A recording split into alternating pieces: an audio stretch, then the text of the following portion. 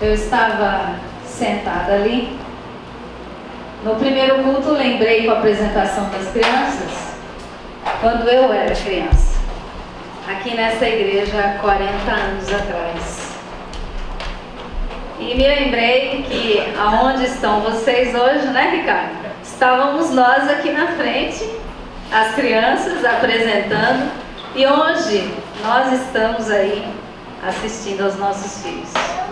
Os meus já cresceram, as minhas, Maiara e Marília, já estão grandes, mas de vez em quando aparecem aqui na frente.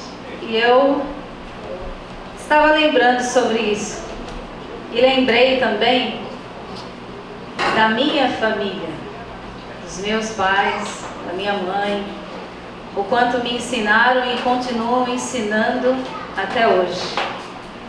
E pensando durante toda a semana com relação à família, a frase que me veio à mente: a família que quero ter, pode se transformar depois numa pergunta para você no decorrer dessa conversa que nós vamos ter hoje. A família que quero ter. Boa noite a todos, que o Senhor nos abençoe no entendimento da sua palavra. Irmãos, não tem como falar de família se nós não voltarmos um pouquinho e muito no tempo. Não tem como falar de família sem falar da primeira família. E eu convido a você a abrir sua Bíblia em Gênesis 1:27. E esse texto vai nos servir como princípio para entendermos um pouquinho mais sobre isso. Eu gostaria que o irmão que encontrou esse versículo pudesse fazer essa leitura. Assim Deus criou os seres humanos. Ele os criou parecidos com Deus. Ele os criou homem e mulher e os abençoou, dizendo: Tenham muitos e muitos filhos. Espalhem-se por toda a terra e a dominem.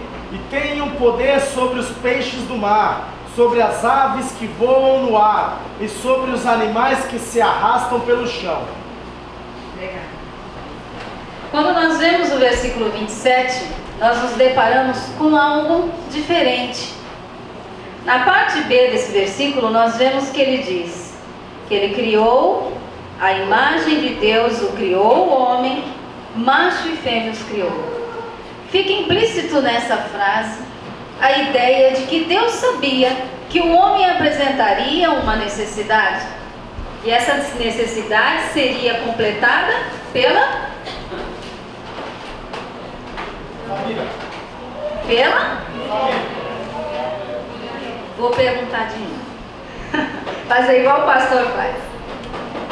Ele criou todos os animais, macho e fêmea. E quando ele criou o homem, ele diz também que ele criaria isso. Fica implícito que ele supriria a necessidade do homem com uma mulher. Opa, agora melhorou, né? Com uma mulher.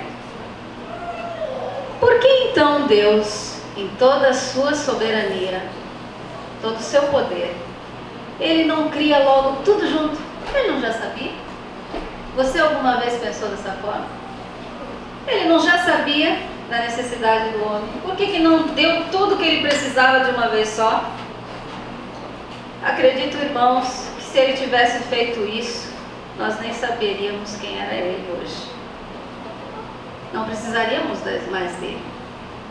Deus aqui nos mostra que mesmo sabendo da nossa necessidade, ele supre todas elas no momento certo, na hora certa. E foi isso que ele fez com Adão. Momentos depois, ele percebe que o homem não poderia viver só.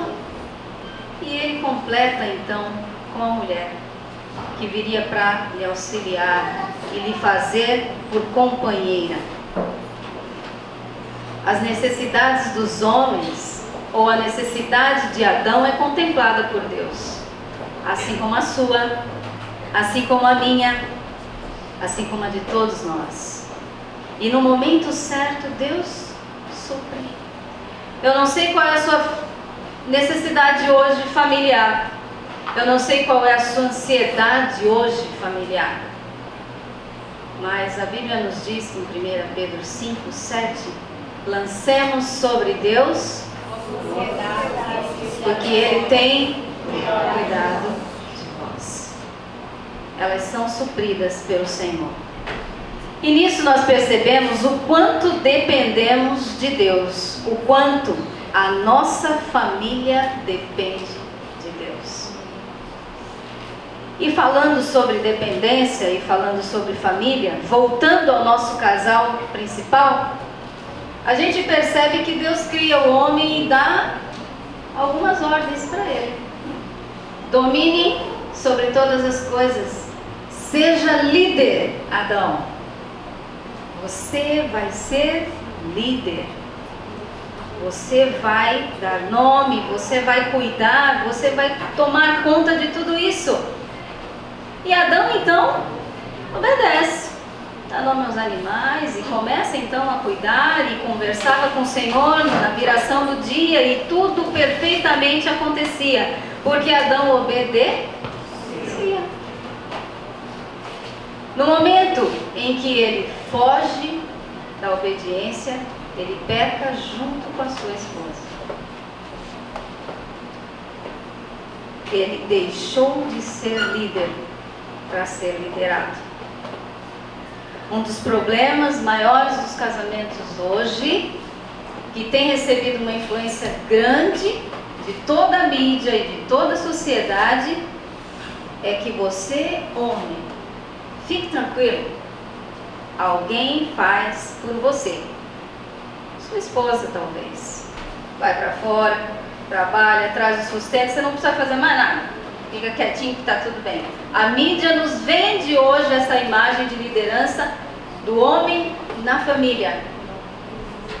E eu não sei você, mas eu acredito que não é uma boa imagem.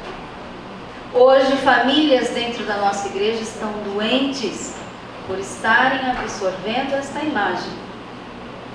Homens estão perdendo seu papel dentro da família, porque as mulheres estão liderando. E sabe, isso não aconteceu no movimento feminista, não. Isso não aconteceu há uma semana atrás, muito obrigada, com a liberação dos casamentos homossexuais.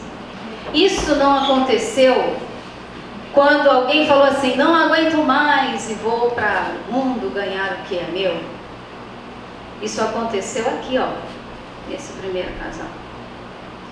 Outro exemplo, quando Sara passa por cima do seu esposo e vai lá e pega uma outra pessoa para dar filhos a ele.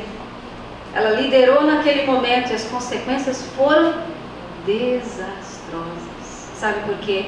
Esse papel não é dela. Não era dela, não é meu, não é seu como mulher. Esse papel é do homem. Então, para vocês, homens, apesar de hoje ser Dia das Mães, a gente vai falar um pouquinho também de vocês. Vocês são líderes. E liderança tem a ver com servir, tem a ver com autoridade. E uma boa liderança com autoridade serve bem. E você sabe o que significa um líder que serve bem, homens? Agora, primeira conversa com vocês.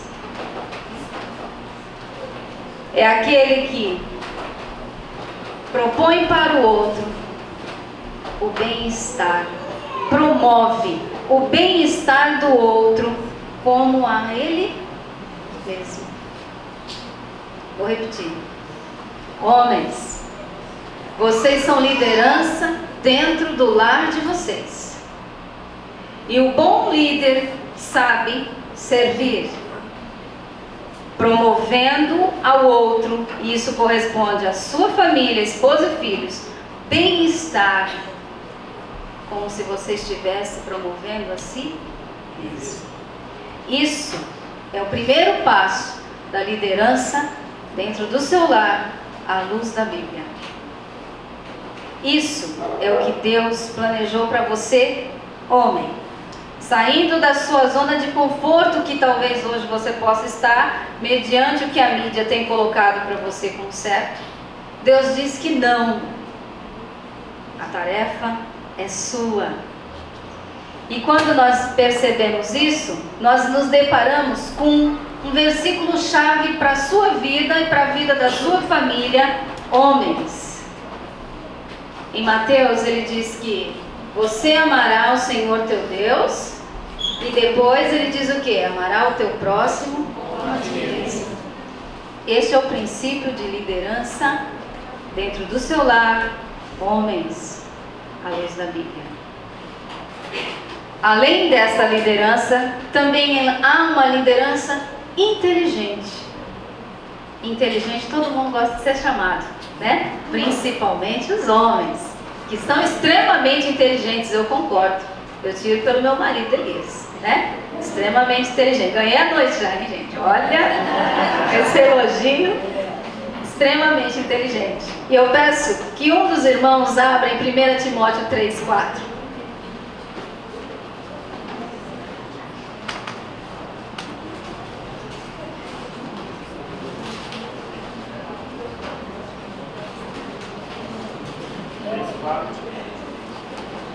Por favor, leia quem achou.